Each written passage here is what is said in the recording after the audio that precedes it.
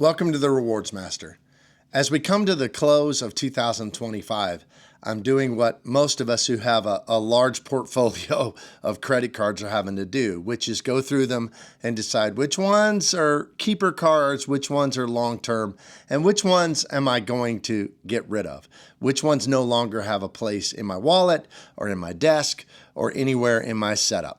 And so today I'm going to talk to you about the ones that I'm going to downgrade or cancel outright. I'm going to save for a later video the cards that I've decided going forward are definitely keeper cards in my wallet and in my desk setup. So if you would hit the like and subscribe button, and let's go through them together.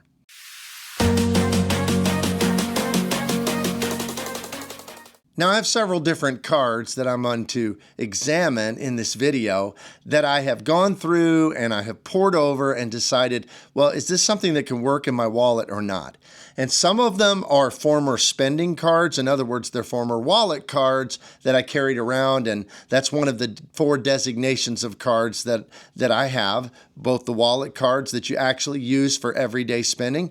Then you've got cards that are what I call desk cards. Those are cards that give you certain benefits and things, but you don't need to carry them around. Maybe you make a one-off purchase every now and again, or it gives you something like a free night certificate, something like that. Then I have what's called backpack cards. Those are cards that you use when you travel because they give you certain benefits, like maybe lounge access, or at certain hotels, they give incredible value. 34X with the Aspire card is a good example. So those would be backpack cards. And then I have junk drawer cards. And junk drawer cards are the ones that you just get for the sign-up bonus. You're never going to use them long term. You know from the outset they're just a 1 year and done type of card. So it's interesting because in this breakdown today, I really have cards that fit in most of those categories.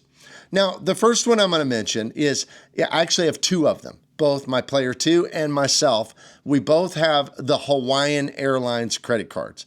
Now, we got these cards because the Hawaiian Airlines card, because of the acquisition of Hawaiian Airlines by Atmos, which is really Alaska, that gave a great opportunity to be able to rack up points that could be transferred and moved over to Alaska Airlines and now what they call Atmos points, which are very, very difficult to earn. So because both American Express for a while would transfer over to Hawaiian and you could get those cards, and it seemed like Barclays had lowered their standards as far as they were making it easier to get the cards.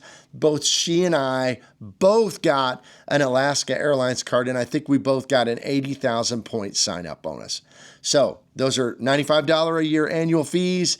They are just kind of your typical airline card. You get free bags on Alaska or on Hawaiian. You get, I think they have some ways to spend to a companion certificate, which we're never going to do. They gave upgraded boarding and all of that kind of stuff, and poor multipliers, as is typical. So these were always a junk drawer card for us.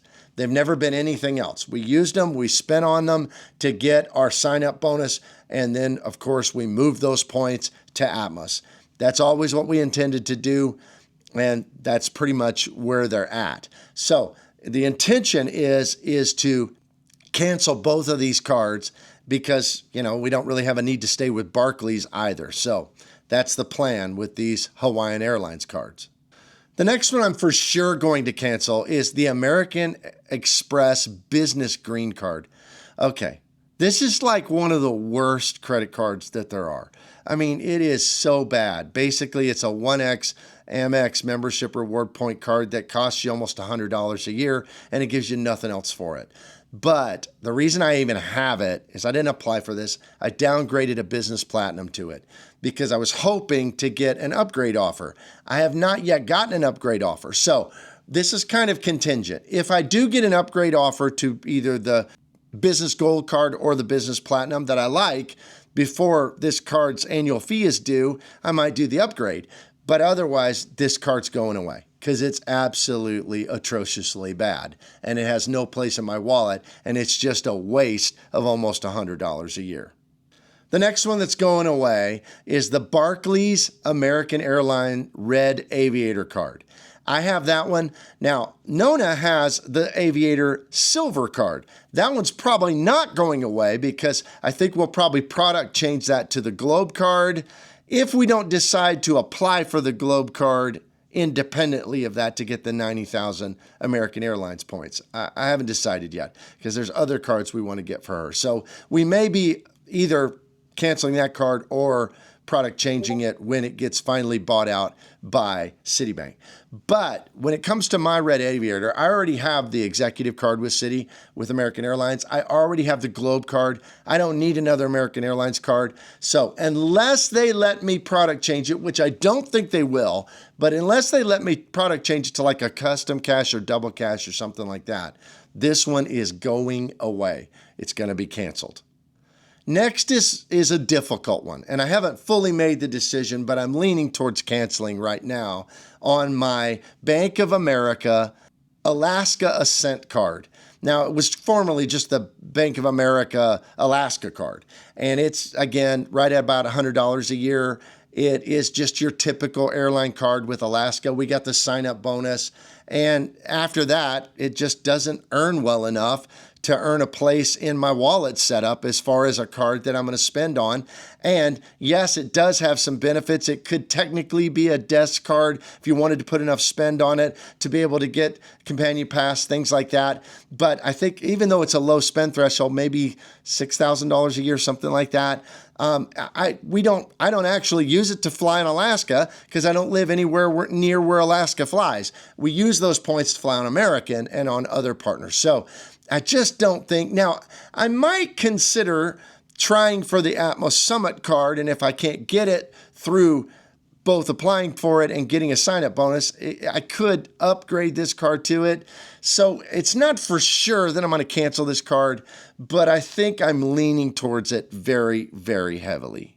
The next one will surprise some people who watch the channel a lot, but another one that we're going to definitely downgrade, we will not cancel because Citi cards, you should never cancel out of a Citi thank you point earning card because their thank you point cards are so valuable. You should product change to one of their no annual fees.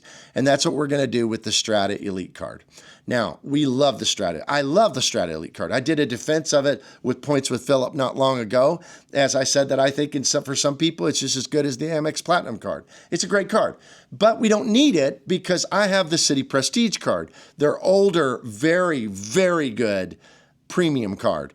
And Nona already has the Strata Premier card, so we don't really need it for its credits and things like that. Now, it does give her 4 American Airlines lounge passes a year, but we'll get that through the Globe card that I already mentioned.